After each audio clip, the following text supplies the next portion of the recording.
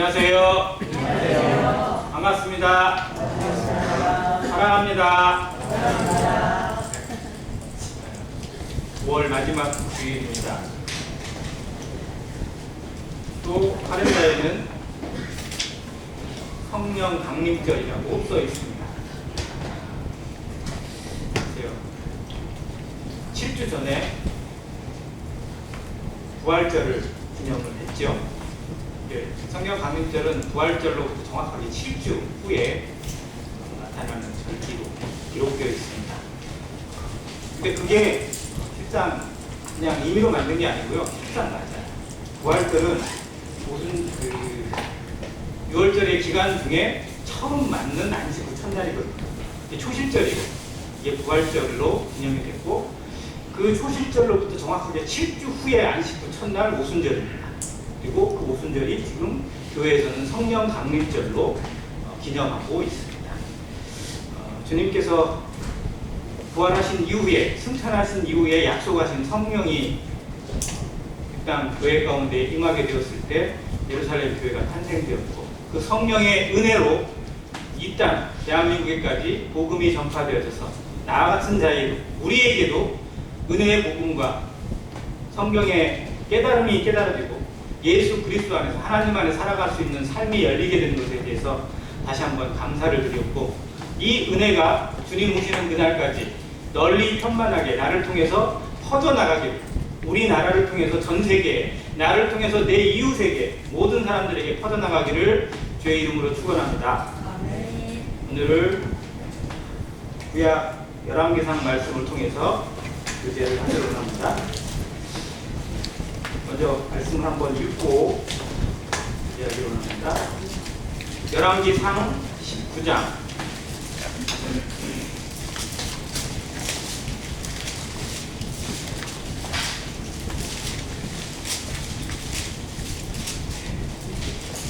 3절부터 8절까지 말씀을 좀 볼까 합니다. 조금 긴데 교독해서 먼저 읽고 하겠습니다. 3절부터 제가 읽겠습니다. 그가 이 형편을 보고 일어나 자기의 생명을 위해 도망하여 유다에 속한 브엘세바에 이르러 자기의 사환을 그곳에 머물게 하고, 자기의 자식을 방하여 들어가 아버지의 집에 가서 한 노인나무 아래에 앉아서 자기가 주기를 원하여 이르되, 여호와여 넉넉하오니 지금 내 생명을 거두시옵소서. 나는 내 조상들보다 낫지 못하나이다 하고 로뎀나무 아래에 누워 자더니 천사가 그를 어루만지며 그에게 이르되 일어나서 먹으라 하는지라. 오늘 머리맡에 숯불에 구운 것과 한명 물이 있더라. 이에 먹고 마시고 다시 먹었더니 여호와의 천사가 또다시 와서 어루만지며 이르되 일어나 먹으라. 내가 갈 길을 다 가지 못할까 하노라 하는지라. 이에 일어나 먹고 마시며 그 20의 기름을 위하여 40주 40야를 가서 하나님의 산 호렙에 이르니라. 감사합니다. 신앙생활을 나타내는 환경, 신앙생활을 나타내는 성경에 나타나는 환경 두 가지가 푸른 초장과 광야가 있습니다. 어디에 있길 원하세요? 푸른 초장으로 인도하시는 그곳에서 정말 마음껏 풀을 뜯어먹고 물을 마시고 신선한 공기 속에 살기를 누구나 원합니다. 그런데 냉정하게 보면서 푸른 초장의 삶이 더 많은 것 같으세요? 광야의 삶이 더 많은 것 같으세요? 푸른 초장이 더 많다. 나는 그래도 푸른 초장이 한 60% 정도는 되는 것 같다. 이런 분이 좀 있었으면 좋겠어요. 근데 어찌할 수 없는 것 같아요. 푸른 초장에 있기를 간절히 원하는데도 불구하고 따져보면, 생각해보면 광야의 삶이 더 많은 것 같은 것을 느끼게 됩니다. 그런데 중요한 건 광야 같은 그 삶 속에서 살게 되고 그 광야에 허덕이면서 살아가는데도 하나님이 푸른 초장으로 계속 인도해 주시고, 또 거기서 가라지 않고 기갈하지 않고 쓰러지지 않도록 지키시는 은혜가 진짜 푸른 초장 아닐까요? 그거를 이 엘리야를 통해서 한번 생각해 보기를 원합니다. 광야는 누구라도 힘듭니다. 광야에서 살만 난다고 말할 수 있는 사람은 아무도 없습니다. 그러니까 광야를 가보면 저는 안 가봤어요. 근데 사진이나 동영상으로 많이 봤습니다. 자, 광야에 뭐가 많을까요? 광야에 많은 거. 돌멩이, 흙밭, 아무튼 바람 많고 햇빛 많고 무더위와 추위가 많고요. 없는 거는 뭐가 없냐면 중요한 게 없어요. 물이 없고 먹을 게 없어요. 그러니까 사람이 못 살고요. 자, 그럼 나무들은 살만할까요? 나무가 많으면 물이 많게 되어 있어요. 근데 물이 없다 보니까 나무도 거의 못 살아요. 근데 광야를 지키는 나무들이 몇 개가 있습니다. 광야에서 많이 볼 수 있는 나무. 첫 번째는 시딤나무입니다. 이스라엘이 성막을 짓도록 하나님께서 만드신 그 시딤나무. 이건 좀 그나마 굵기가 좀 있는 나무예요. 그래서 성막의 재료로 사용됐습니다. 또 여기에 나온 무슨 나무가 있어요? 로뎀나무가 있습니다. 로뎀나무는 큰 나무라고요? 작은 나무라고요? 네, 작은 나무입니다. 우리나라로 얘기해보면 쌀이나무 같이 생겼어요. 광야는 물이 없다 보니까요, 나무가 무성하게 자랄 수도 없고 잎이 풍성하게 열리지, 잎이 화렵수처럼 넓지 않습니다. 그냥 가느다란 잎이고 가지로만 주로 자라요. 자, 그리고 이 로뎀나무는 기껏 커봐야 3m를 못 넘습니다. 그러니까 한 1, 2m 정도, 이 정도 자라고요. 그냥 덤불 그냥 거의 덤불이라고 보면 상관없어요. 자, 그 속에 그늘이 많을까요? 별로 없을까요? 그늘이 거의 없어요.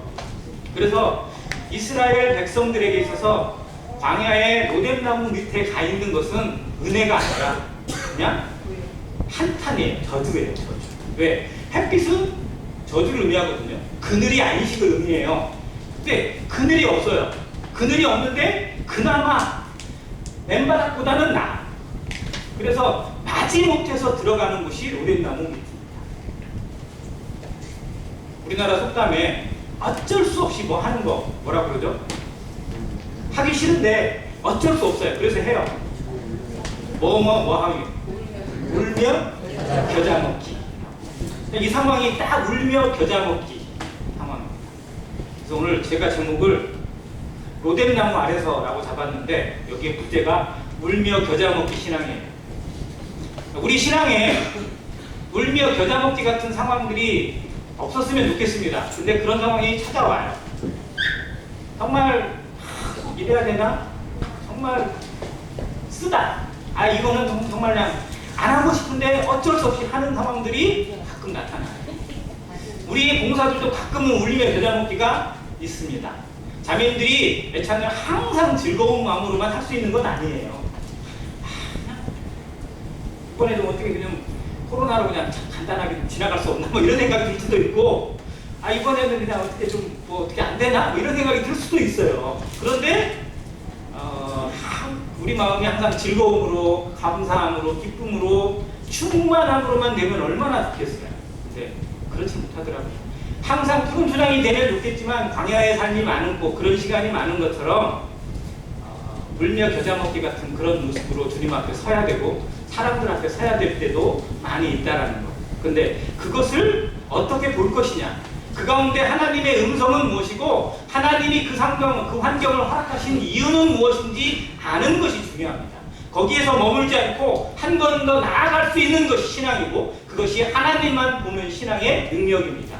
엘리야의 삶을 하나님께서 어떻게 인도하셨는지 성경을 통해서 바라보면서, 그리고 광야에서 나타난 이 로뎀나무가 주는 교훈을 한번 생각해 보면서 우리 신앙에 로뎀나무 그늘 같은 정말 한탄스럽고 또 한숨 나오는 상황들이 있지만 그걸 어떻게 변화시켜 가는지, 우리가 그 증인들이 되어져서 하나님 앞에 영광을 돌려드리고 다른 사람들에게 본이 되어주고 영향력을 끼칠 수 있는 안행교회 성도 되시기를 간절히 바랍니다.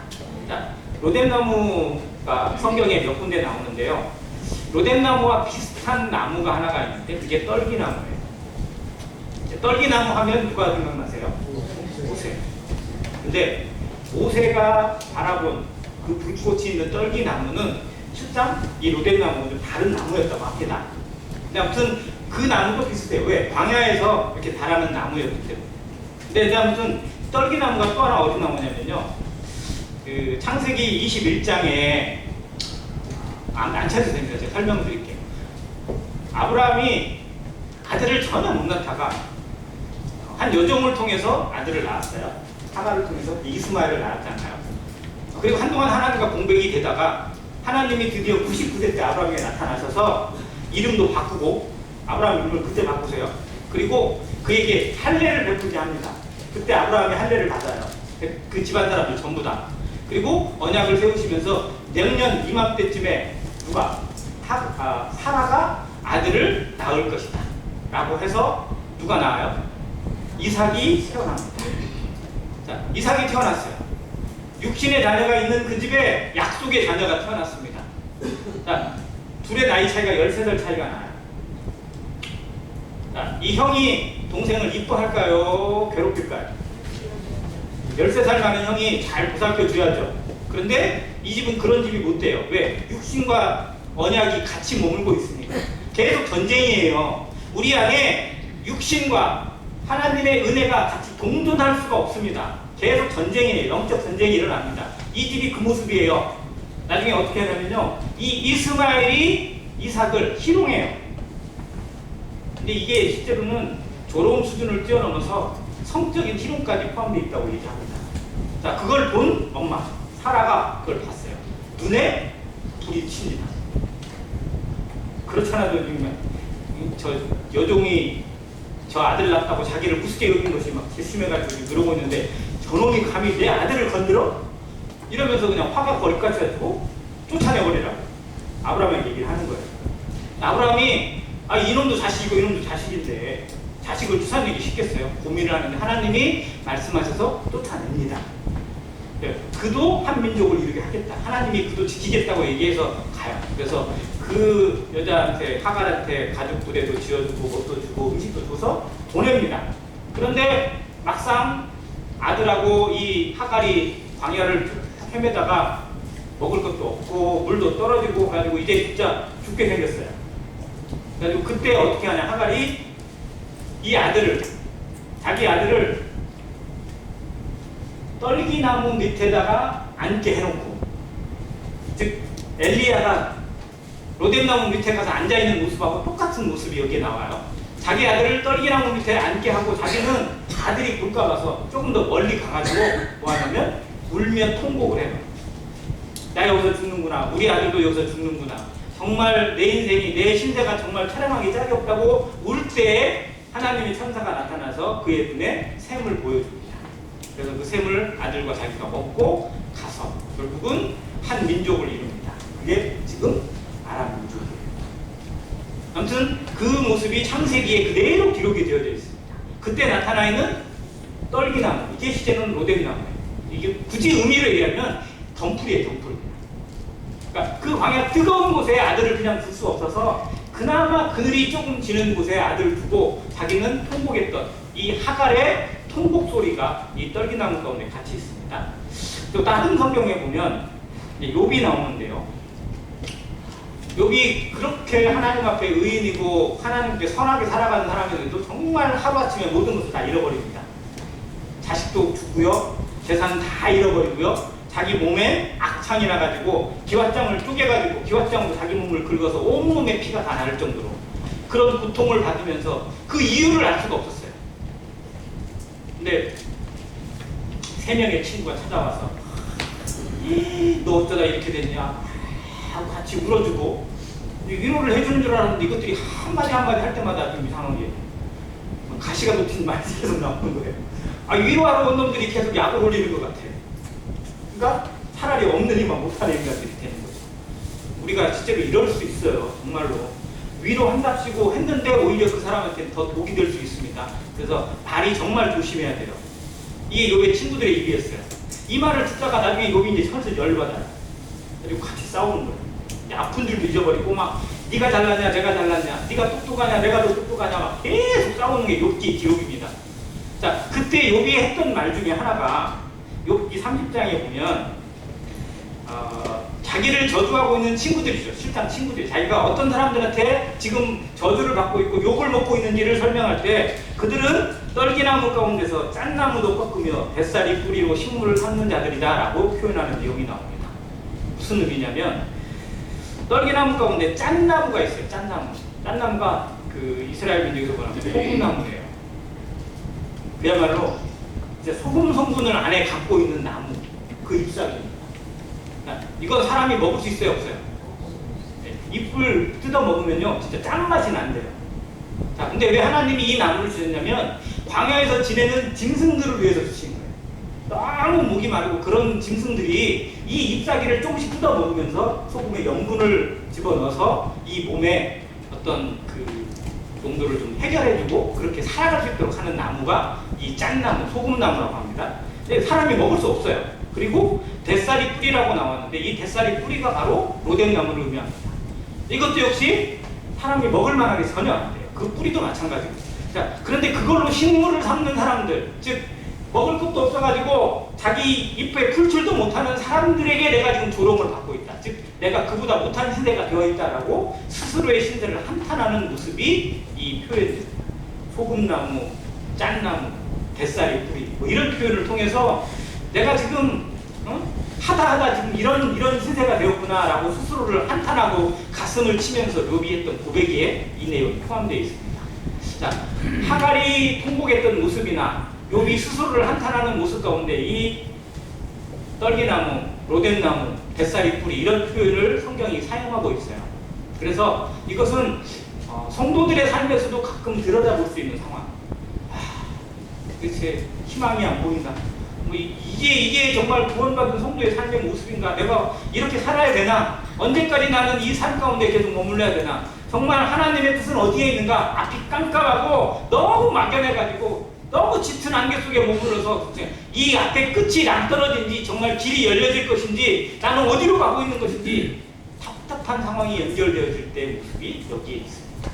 이게 엘리야가 머물고 있는 로뎀나무 밑에 상황입니다. 로뎀나무 밑에 상황, 그나마 햇빛을 피할 수 있으니까, 그나마 쉴 수 있으니까 다행이다라고 할 수 있을지 모르지만 엘리야는 처량해요. 자기 신세 가운데 제일 불쌍하다고 여겨지는 순간이 지금 이 순간인 겁니다. 자, 엘리야가 어떤 사람이었는지 열왕기상 여기가 19장인데요. 17장에 엘리야가 처음으로 등장을 합니다. 그때 등장을 해서 아합 왕에게, 이스라엘에게 선언을 해요. 하나님께서 나에게 말씀하셨다. 내 말이 있기 전까지는 이 땅에 우로가 없을 것이다. 비도 안 내리고 이슬도 안 내릴 것이다 라고 선언을 해버립니다. 그리고 자기는 이제 피해가지고 처음에는 요단 그리 시내가에 가가지고 까마귀들이 먹여주는 것을 먹고 그 다음에 물이 많으니까 사르밧 땅으로 가요. 이방 땅이에요. 사르밧 과부한테 가가지고 과부가 주는 음식으로 공개를 하고 그 기근의 기간 동안 넘어갑니다. 그게 17장이고요. 18장으로 가보면 이제 기근이 끝나는 시점에 하나님이 이 엘리야를 부르셔서 갈멜산에 위대한 전투를 벌이게 하십니다. 그래서 갈멜산에 바알의 모든 선지자, 아세라의 모든 선지자까지 전부 다 모아가지고 누가 하나님인지 누가 여호와이신지 대결을 한번 해보자. 그래가지고 거기다 두 단을 세워놓고 니들이 먼저 해봐라. 그리고 막 바알의 선지자들 막 아세라 선지자 전부 다 와가지고 소리 지르고 뭐 하고 막 가지고 아무리 해도 돌이 안 내려오는 거죠. 그리고 엘리야가 나서서 또랑을 팔아, 물을 부숴라. 재단에다 물을 막 3번이나 부어가지고 막 또랑이 물이 흥건할 정도로 막 물을 부어놓고 기도 딱 했더니 어떻게 돼요? 갑자기 하늘에서 불이 탁 내려가지고 싹 떠버리는 거예요. 얼마나 멋있어요. 그동안에는 그걸 보는 사람들이 한두 명이 아니란 말이에요. 싹 쳐다봤어요. 이스라엘 백성들이 다. 그리고 나서 하나님의 이름으로 명령을 내렸어요. 바알의 선지자들 다 죽여버려라. 그날 싹 죽여버렸어요. 깨끗이. 자, 그러면 이 나라가 완전하게 바뀌어야 돼요. 자, 그리고 나서 왕에게 얘기를 해요. 자, 이제 하나님께서 이 땅에 비를 주실 것이다. 빨리 내려가세요. 그리고 자기는 기도해요. 7번 기도를 합니다. 그리고 하늘에서 신호가 와요. 막 내려갑니다. 왕이 막 마차를 타고 내려가는데 막 비가 쏟아지고 그 땅에 그 3년만 동안 없던 기근에 모든 것을 적시는 비가, 은혜의 비가, 축복의 비가 탁 내리는 거예요. 그러면 왕이 이제 엘리야를 어떻게 생각해야 돼요? 왕이. 진짜 하나님의 선지자. 우리 하나님 앞에 돌아서야 된다. 회개해야 된다. 이 마음을 가져야 되잖아요. 그런데 19장 1절에 딱 보면요. 어떻게 나와 있어요? 아합이 엘리야가 행한 모든 일과 그가 어떻게 모든 선지자를 칼로 죽였는지를 누구에게? 이세벨이 누구예요? 마누라. 그러니까 이게 왕은 아합인데 실상 왕 뒤에 누가 있는 거예요? 왕보다 더 센 여자가 딱 버티고 있는. 허수아비에 이 아합은. 마누라한테 꽉 잡혀가지고 이것도 저것도 못하고 있는 그런 왕이에요. 여자한테 보고한 거예요. 자, 마누라님 이런 상황이 이렇게 됐습니다. 어떻게 할까요? 라고 보고했더니 이세벨이 그냥 머리에 화가 나가지고 저놈을 당장 죽여버려라. 뭐 이런 식으로 명령을 내린 거예요.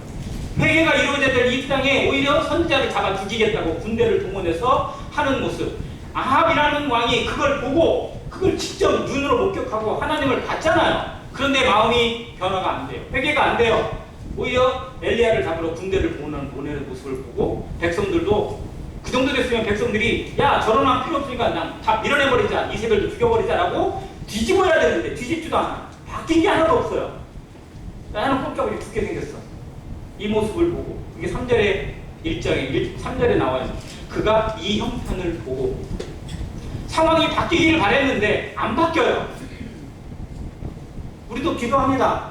어떤 상황이 나왔을 때, 어떤 어려움이 왔을 때 하나님 이것은 정말 아닙니다. 이걸 바꿔주시고 도와주시고 변화시켜달라고 기도를 드립니다. 그런데 잘 바뀌어요? 안 바뀌어요. 마음에 실망이 옵니다. 위기가 찾아와요. 정말 이건 꼼짝없이 죽게 생겼다는 느낌이 찾아옵니다. 불안해져요. 그래서 할 수 있는 게 뭐예요? 도망가요.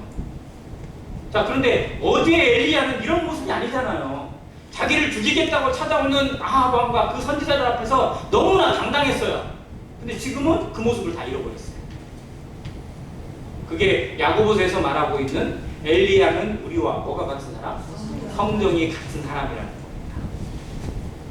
한때는 하나님의 은혜로 하나님의 능력과 성령의 충만함으로 모든 것을 이룰 수 있으면 담대함이 있고 그런 뜨거움이 있을 수도 있어요. 그런데 이날은 철저히 인간이 되어버렸어요. 우리도 이럴 때가 있습니다. 한때는 정말로 내 인생 모든 것이 다 하나님의 것이요 하나님의 소유요 내 인생 하나님께 드려도 아쉬울 것이 전혀 없는 뜨거움과 열정으로 하나님만을 바라보고 오직 주의 영광만을 바라보고 살았던 그런 지난 날들이 있었는데 어느 순간에 내 자신을 돌아보고 내 가정에 내 것에만 머무는 그런 스스로 생각해도 한심스러운 모습이 우리에게 찾아올 수도 있습니다. 그래서 엘리야와 성경이 같아요. 엘리야가 이런 사람입니다. 하나님이 붙드시지 않으면 성령의 충만함이 없으면 우리는 똑같은 인생이에요. 다를 게 없어요. 세상 사람하고 저 멸망에 던져질 인생하고 달라질 게 별로 없습니다. 은혜 아니면 우리 아무것도 못하는 자들이에요. 이거를 엘리야가 그대로 보여줍니다. 브엘세바까지 도망가요. 브엘세바는 이스라엘 지도 중에 제일 밑에 있습니다. 광야 땅이에요. 끝털이 끝이만. 자, 브엘세바까지 갔습니다. 거기서 사환을 머물러 두고 자기는 하루길 더 가요. 야, 내 이 처량한 모습을 너랑 같이 못 보겠다. 너는 그냥 여기 있어라. 나 좀 저기 좀 갔다 올게. 혼자 더 들어갑니다. 들어가가지고 갔더니 이제 어디에 가서 내 삶을 좀 마무리해볼까 이렇게 쳐다봤더니 로데인 나무가 있는데 그나마 그는 거기에 앉아가지고 해보니까 앉아서 이게 쉬어도 쉬는 게 아니잖아요. 여기에 뭐 평안이 있겠어요? 차당이 있겠어요? 감사가 있겠어요?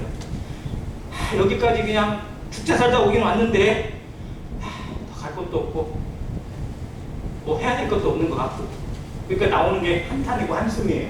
거기다가 이제 하나님을 향해서 뭐라고 얘기를 한다고요? 여호와여 넉넉하오니 지금 내 생명을 거두시옵소서.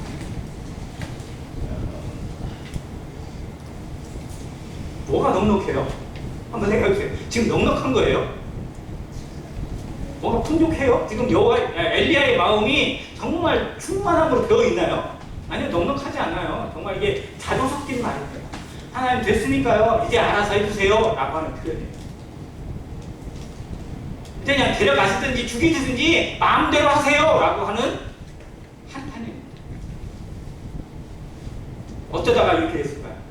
하나님의 선지자인데, 위대한 선지자 엘리야의 모습에 이런 모습이 감히 연상이 안 돼요. 근데 성도들의 삶에도 돌아보면 이런 모습이 있더라고요. 하나님 모르겠어요. 나 모르겠으니까 알아서 하세요. 이러냐. 두 손 두 발 다 들고 그냥, 이게 정말 하나님께 맡기는 기도도 아니에요. 실상은 따져보면 마치 어리광 부리는 것처럼 생떼를 쓰는 것과 다를 바가 없습니다. 이게 이 로뎀나무 밑에서 엘리야의 모습입니다. 너무 막연해서, 너무 힘들어서, 괴로워서 하나님 앞에 하소연하고 있고 한탄하고 있는 모습들. 내 힘으로 이것을 바꿀 수 있는 힘도 없고 어떻게 바꿔야 될지 앞이 깜깜해서 보이지도 않는 그런 상황 가운데서 우리도 이런 기도를 드릴 때가 있더라고요. 그런데 이 상황 가운데 하나님이 어떻게 하셔야 될까요? 저 같으면, 저가 정말 하나님이었어요. 에이, 혀를 끌끌끌 차다가 에이 고생 좀 더 해봐 뭐 이렇게 하지 않았을까 싶어요. 근데 5절 바로 하나님이 누구를 보내시냐면 천사를 보내십니다. 그러면서 뭐예요? 문자 그대로 보니까 그를 어루만지세요. 자, 말도 되게 안 듣고 일어나는데 안 일어나는 아들이나 딸을 보면 엄마들이 아유 어루만지고 싶으세요? 지기도 안 들어요. 아침에 학교 가야 되는데 일어나지도 않고 막 계속 잠만 자고 막 쪽밭 잡게 막 이러고 있는 아들 딸을 보면 아이고 안쓰럽고 막 그래가지고 어루만지고 싶으세요? 아니면 다 걷어차고 싶으세요? 그냥 찬물을 한 방에 확 그냥 부숴버리고 싶을 때가 훨씬 많잖아요. 아니 저 같으면, 하나님 같으면 어루만지고 싶은 마음이 전혀 안 들 것 같아요. 답답한 인간아 왜 그러고 있냐, 네가 지금 이러고 있을 때냐, 정신 차려라 라고 그냥 한 방 다 걷어차고 싶은데 하나님은 천사를 보내셔서 어루만져 주신다는 거예요. 우리의 답답한 모습, 그런 모습, 한스럽고 내가 생각해도 정말 이해 안 되는 모습에 다른 사람이 보면 당신 왜 그러고 있어, 지금 정신 차려, 지금 이러고 있을 때야 라고 할 것 같은데 하나님은 그거를 안쓰럽게 보시면서 어루만져 주세요. 힘들지? 그래 나도 네 마음 안다 라고 하는 마음이에요. 요한복음 11장에서 제가 가끔 표현했는데요, 예수님이 그곳에 오셔서 그 두 자매가 자기 오빠 죽음을 보고 울고 있는 모습을 보고 마음에 안쓰러워서 같이 어떻게 하신다고요? 우세요. 그게 한 절로 돼 있어요. 예수께서 눈물을 흘리시더라. 근데 이 구절이 모든 성경 중에 제일 짧은 절입니다. 영어 성경입니다. 한글에서는 좀 길게 되어 있어요. 근데 영어 성경에서는요, 딱 두 단어예요. Jesus wept. 두 단어 되어 있어요. 한번 자료를 한번 찾아보세요. 모든 성경 중에 영어 성경 가운데 제일 짧은 절이에요. 근데 그 속에 어마어마한 마음이 담겨 있습니다. 지금 살리러 오셨는데, 부활시키러 오셨고 무덤에서 일으키셔서 그냥 멀쩡하게 살아날 걸 선언해 주시고 오셨어요.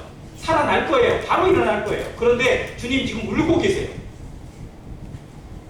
정신 차려. 그게 아니야. 나는 너를 살릴 거야. 나는 일으킬 거야. 걱정하지 마. 이렇게 말씀하셔도 되는데 같이 울어주시는 게 주님의 마음입니다. 우리의 안쓰러움과 우리의 나약함을 체현하시는 분이 하나님이세요. 그거 다른 사람들은 이해 못해요. 다른 사람들은 오히려 뭐라고만 해요. 손가락질하고. 그런데 하나님은 그걸 이해하시고 어루만져 주세요. 내 마음을 어루만져 주실 분이 유일하게 누구시냐? 하나님이십니다. 하나님이 우리 마음을 어떻게 어루만져 주시는지 이걸 경험 못하면요, 우리 절대 일어날 수 없습니다. 이 메시지가 저는 이거를 뭐라고 표현하냐면 마사지라고 표현을 했어요. 힘들지? 힘들게 일하는 남편이나 아내 안쓰러운 마음에 한번 마사지 한번 해주세요. 이게 얼마나 아무것도 아닌 것 같지만 모든 게 담겨 있는 거 아니에요? 이 표현, 직접 몸으로, 직접 그 손으로 어루만져 주시고 피곤을 공유하세요. 몸을 느끼게 하시고 내 마음을 전달시켜 주세요. 체온이 느껴지도록 합니다. 엘리야가 사르밧 과부의 아들이 죽었을 때, 그 아들이 형들은 갑자기 죽었을 때 이 아들을 살릴 때 어떻게 했냐면요, 그 아들이 누워있는 곳에 올라가서 누워요. 같이 그래가지고 얼굴을 맞대고 손을 맞대고 몸을 맞대요. 좀 이상해요. 좀 그림이 좀 잘 안 그려져. 근데 그렇게 해서 뭐하냐? 자기 몸의 체온을 그대로 전달시켜주는 그 역할을 했어요. 근데 지금 하나님이 거꾸로 엘리야 나 가서 죽겠으면 알아서 하세요. 이렇게 죽어가고 있는 엘리야를 마사지하면서 그 체온을 그대로 전달해주면서 위로를 주고 계세요. 다른 사람들은 다 떠났어요. 다른 사람들은 떠나서 그냥 관심도 없습니다. 엘리야의 마음 가운데 철저히 외톨이가 된 것 같고 하나밖에 안 남은 거고 이제 나는 그냥 끝이구나. 여기가 절망이고 여기가 낭떨어지구나 라고 생각하고 있는 그 순간에 하나님은 이렇게 하시고 그에게 구운 떡을 주십니다. 힘내라고 우리에게 힘을 주시는 위로가 어디서부터 오는지를 경험해야 합니다. 이것은 세상으로부터 오지 않습니다. 위로부터 주시는 이 음성과 이 메시지가 이 따뜻함이 우리 가운데 전달되어질 때 우리가 다시 일어날 수 있는 힘이 있습니다. 그리고 나서 또 누워 자요. 얼마나 이 상태가 지쳐있는지를 보여줍니다. 한번 먹였으면 아우 정신 차려야지 버떡 일어날 것 같은데 그러지 못해요. 또 먹고 다시 누워버려요. 한 번 해서는 안 돼요. 그러면 하나님이 또 하세요. 그래서 7절에 보니까 여호와의 천사가 또다시 와서 어루만지며 이르되 일어나 먹으라. 언제까지? 힘을 내서 일어날 때까지. 이 하나님의 마음. 요한복음 13장 1절을 제가 중요하는데요. 예수께서 아버지를 떠나 세상을 떠나 아버지께로 돌아가실 때가 이른 줄 아시고 세상에 있는 자기 사람들을 사랑하실 때 어디까지? 끝까지 사랑하십니다. 하나님은 끝을 아세요. 끝을 보여주시고 끝을 정하십니다. 우리는 끝을 몰라요. 그러니까 쉽게 포기하고 중도에 포기해버립니다. 그러나 우리의 사랑은 한계가 있어요. 잘해주는 것 같다가도 금세 바닥이 드러납니다. 왜 끝까지 사랑 못해요? 그러나 아버지의 사랑, 하나님의 사랑, 우리 주님의 사랑은 끝까지 사랑하십니다. 어디까지? 목숨 던지면서까지. 모든 것을 내어주시기까지 사랑하고요. 다시 일어나서 온전하게 줄 때까지 사랑하십니다. 놓지 않으세요. 우리를 언제까지 함께 하신다고 그랬어요? 세상 끝날까지 함께 하십니다. 내가 3년만 같이 할게, 5년만 같이 할게 정하지 않았어요. 세상 끝날까지 우리와 항상 함께 계시는 주님의 사랑을 이 엘리야에게 맛보게 하십니다. 느끼게 해주시는 거예요. 그 몸으로 느끼고 그의 먹을 것을 통해서 느끼게 하십니다. 우리에게 이 경험. 열심히 일하던 사람이 모든 것이 그냥 같이 다 하기 싫어지고 맥이 팍 풀려버리는 상황을 무슨 증후군이라고 하죠? 혹시 들어보셨어요? 정말 열심히 일을 했어요. 일을 다 그렇게 끝내고 뭔가 마무리했는데 갑자기 맥이 팍 풀려요. 힘이 싹 빠져버리고 아무것도 하기 싫어. 이게 진짜 증후군이에요. 신드롬이라고 해요. 번아웃 증후군이라고 합니다. 다 타버린 거예요. 그냥 안에 있는 게 싹 타버린 것 같아서 탈 게 없고 남은 게 없는 것 같은 상황. 근데 신앙이 진짜 이 번아웃 증후군이 있어요. 그렇게 열심히 일하던 사람이 어느 순간에 갑자기 차가워질 때가 있고요. 그렇게 뭔가 헌신적이고 하던 사람들이 갑자기 냉랭해지는 순간이 찾아올 때가 있어요. 하기 싫어요. 아무것도 하기 싫을 때가 있어요. 지금 엘리야의 상황입니다.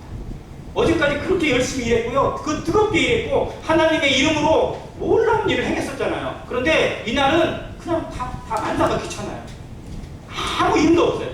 이 손가락 하나 들어올릴 힘도 없어가지고 그냥 넉넉하니 알아서 하십시오 라고 지금 하고 있어요. 하나님 이 상황을 너무 아시는 거예요.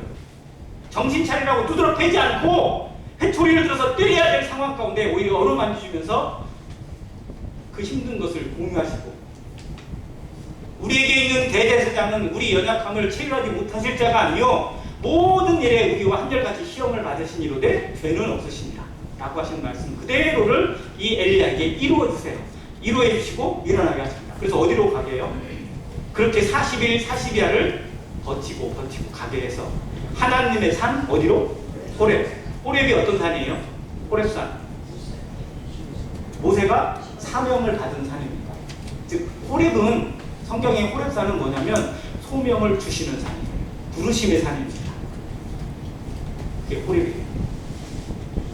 호렙산의 또 다른 이름은 시내산입니다. 시내산과 호렙산은 누가 표현하냐면 쌍둥이 산이라고 해요. 실제로 이 시내산의 원조라고 불리는 곳을 찾아본 사람이 있으면 그 산에 봉우리가 2개가 있대요. 그래서 이 산은 호렙, 이 산은 신의 산 이렇게 부른다고 하는데 모르겠어요. 무슨 안 가봐요. 근데 아무튼 신의 산을 부를 때는 하나님의 계명이 내려오는 이름이고요. 호렙에서는 소명이 나타나는 다른 메시지로 다가옵니다. 자, 그 호렙으로 하나님이 부르셨어요. 자, 그곳에 갔어요. 자, 근데 이게 끝이 아니에요. 여기가 진짜 시작입니다. 우리가 끝이라고 생각하는 순간에 엘리야는 자기 인생이 이제 끝이라고 생각을 했어요. 그 로뎀 남의 광야 밑에서 그 광야에서 내 인생이 이제 끝이다. 여기가 마지막이다라고 선언을 했는데 하나님은 아니라는 거예요. 이제 시작이다. 너는 새롭게 출발해야 된다라고 말씀하시는 거 호렙으로 보내셨어요. 호렙에 가서 9절에 보겠습니다. 엘리야가 그곳 굴에 들어가 거기서 머물더니 여호와의 말씀이 그에게 임하여 이르시되 다시 읽으세요. 시작. 엘리야야 내가 어찌하여 여기 있느냐. 같이 한번 따라해주세요. 엘리야야 내가 어찌하여 여기 있느냐. 이게 엘리야에게만 하는 질문이 아니라 우리에게 하시는 하나님의 질문입니다.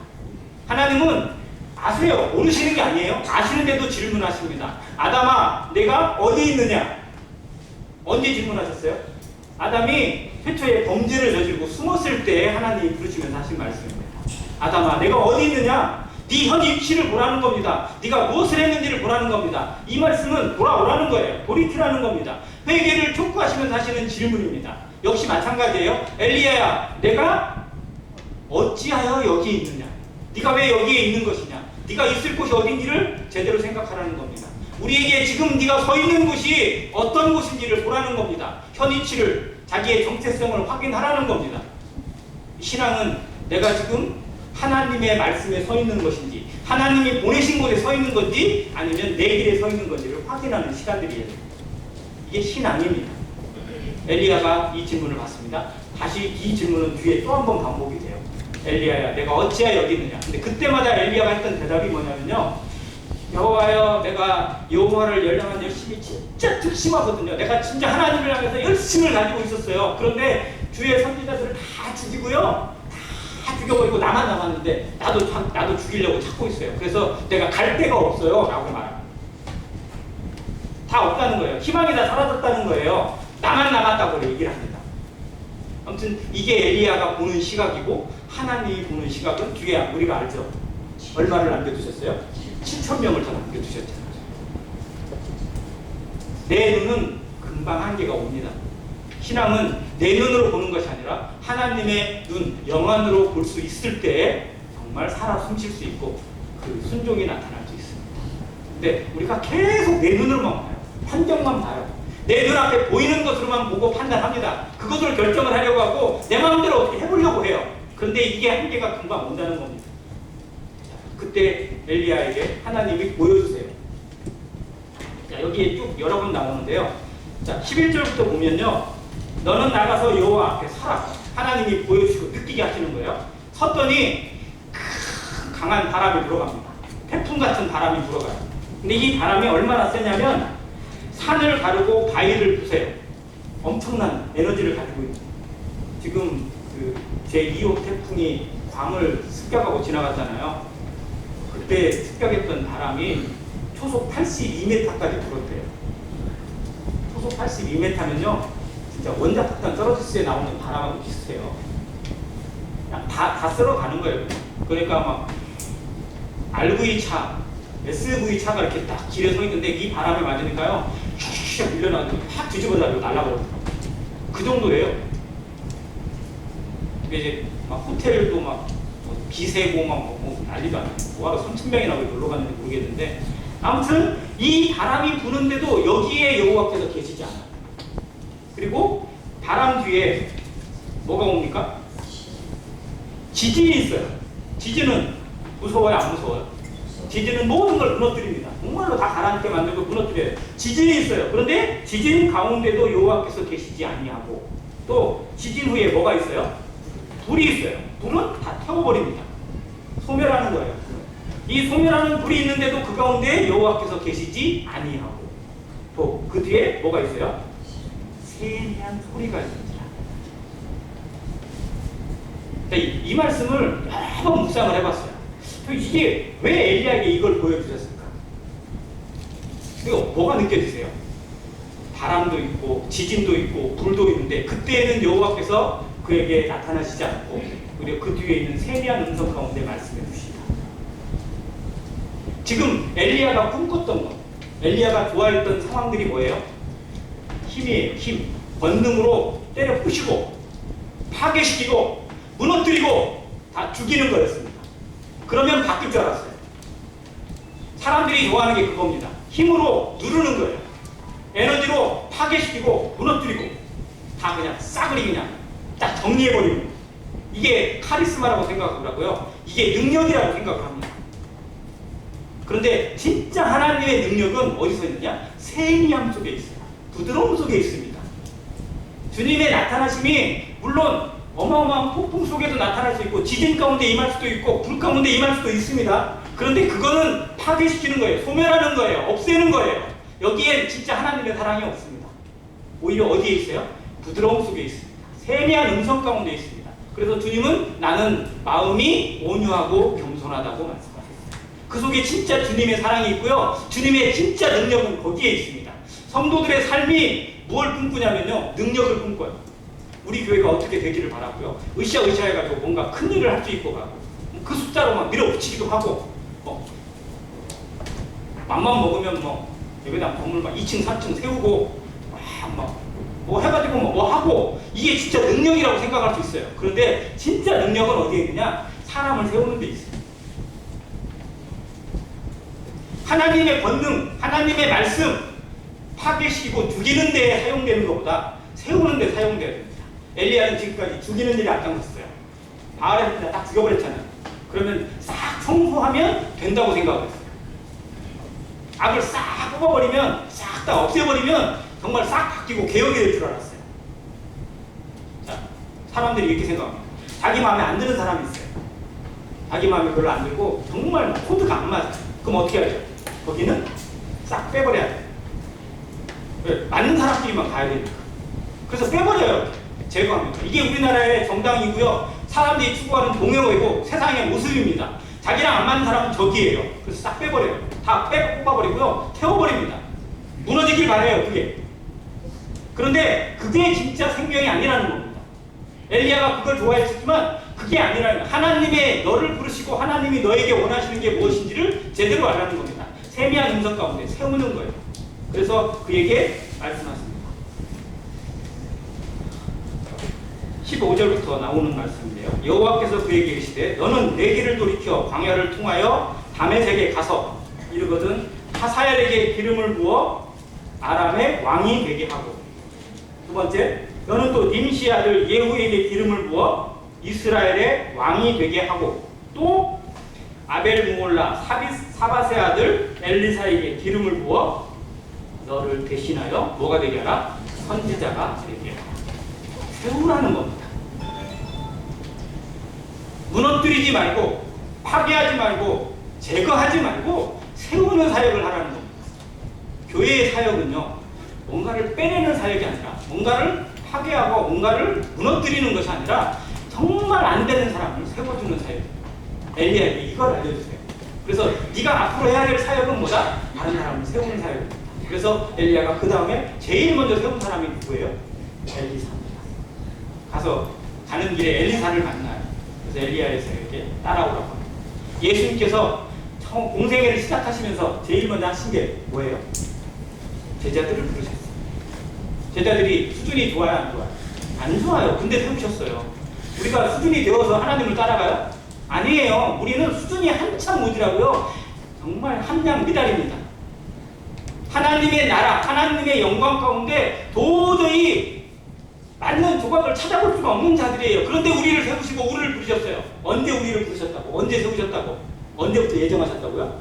창세전에 예정하신 이 교회, 나를 하나님께서 가장 먼저 염두에 두시고 모든 것을 창조하셨어요. 이게 은혜 아니에요? 이게 기적 아니에요?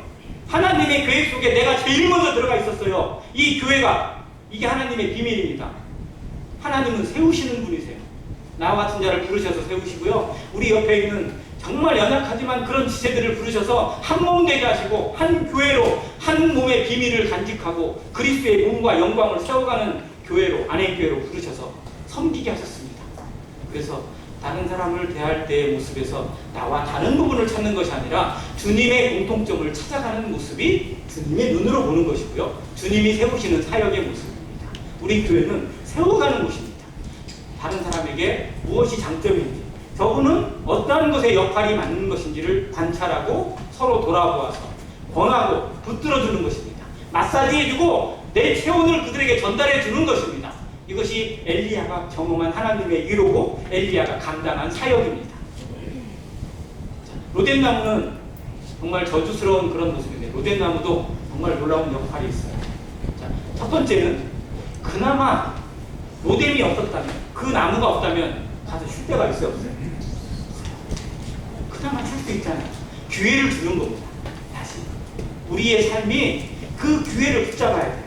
그곳에서 거기서 탄식하고 머물 것이 아니라 여기에 나를 부르셔서 여기에서 쉬게 하시면서 이제 한 걸음 더 나아가게 하시는 하나님의 뜻이 무엇인지를 발견하고자 하는 기도가 있어야 됩니다. 엘리야에게 이걸 보여주셨어요. 자, 두 번째는 이 로뎀이 정말 놀라운 게 하나 있는데요. 로뎀나무가 아까 제일 크게 자라면 어디까지 자란다고 했어요? 3m 그 정도 자란대요. 그러니까 뭐 별 크게 높지 않아요. 여기 지붕 위에 정도까지 올라갑니다. 근데 밑에 뿌리는 어떨까요? 로뎀나무의 뿌리는 광야에서 자라는 나무들의 특징이 있어요. 위보다 밑이. 왜요?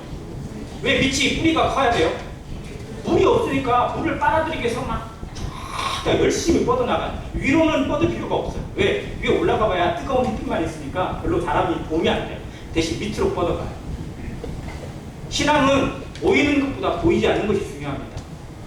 신앙의 깊은 뿌리가 어디에 있는지가 우리를 정말 살아가게 하고요. 그게 능력이에요. 보여지는 행위나 행동이나 헌신의 모습들이 금세 끝나기도 하고요. 금세 시들기도 해요. 왜? 뿌리가 약합니다.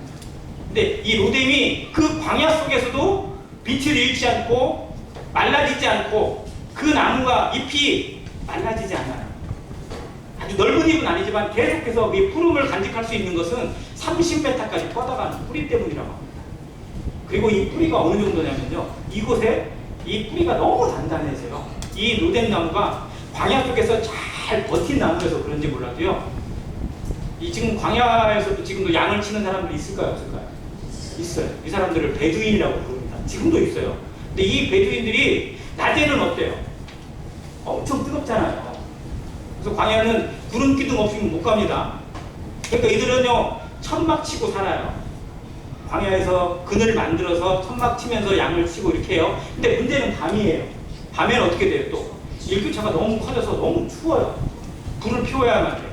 근데 이들이 불을 뭘로 피우느냐? 이 로뎀의 숯불로 피웁니다. 이 로뎀나무 숯불이 정말 엄청 단단해가지고요. 웬만한 숯불하고 비교가 안 된대요. 이게 한번 태우면 3일 동안 탄다고 합니다. 숯불의 왕자라고 불러요. 그래서 이 로뎀나무 숯불을 해서 불을 피우고요. 이 숯불을 바닥에다 쭉 깔고 흙을 딱 덮는다고 합니다. 이 숯불이 흙을 덮어도 안 꺼져요. 열기가 그대로 있어요. 그래서 그 흙을 덮어놓고 거기에 누워서 잠을 자면요. 정말 맥반석 찜질방이라고 합니다. 기가 막히죠. 이 지혜예요. 하나님이 이 환경 속에서 어려운 환경 속에 버티는 이 로뎀나무를 통해서 이들에게 삶의 지혜를 보여주시고 하나님 안에 은혜에 머무는 것들을 보여주십니다. 정말 최악의 환경도요. 하나님 안에만 통하면 다 길이 있습니다. 하나님은 최악을 최선으로 바꾸시는 분이세요. 우리 인생이 지금 어렵습니까? 답답함이 있고 정말 남들에게 말도 못하는 그런 탄식이 있고 한숨이 나오는 상황들이 있을 수 있습니다. 로뎀나무 그늘 밑에 가서 하나님 양만 나 데려가서 알아서 해주세요 이렇게 하소연하고 생떼 부리고 있는 엘리야의 모습이 내 모습일 수도 있어요. 그런데 그것을 그대로 방치하지 않고 내버려두지 않고 채찍질하는 하나님이 아니라 어루만져 주시고 먹을 것을 주시고 위로하셔서 다시 일어나게 하시고 다시 사명의 길로 사명의 자리로 나아가게 하시는 하나님의 은혜가 하나님께 모든 성도들에게 넘쳐나서 마지막 때 마지막 불꽃을 피우고 하나님 안에 잘하였도다 착하고 충성된 종아라고 칭찬받는 모든 성도 되시기를 간절히 바랍니다.